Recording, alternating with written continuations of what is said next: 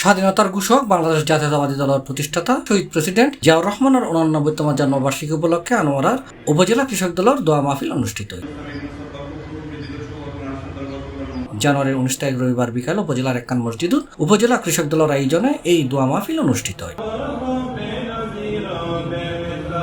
দোয়া মাহফিলত উপজেলা কৃষক দলের আহ্বায়ক সালাউদ্দিন সুমনের সভাপতিত্বে উপস্থিত আছেন উপজেলা কৃষক দলের সদস্য সচিব নাজিমউদ্দিন খান, যুগ্ম আহ্বায়ক আনোয়ার হোসেন, জসিমউদ্দিন চৌধুরী, ইউসুফ মিয়া, নুরুল ইসলাম সওদাগর, মোহাম্মদ ইলিয়াস, সদস্য মোহাম্মদ কাইসার, মোহাম্মদ ফারুক ও মোহাম্মদ শিপন সহ আরো বহুত কেউ।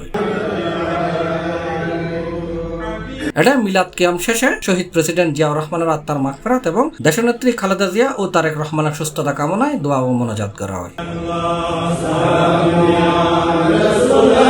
C+ TV, Chittagong.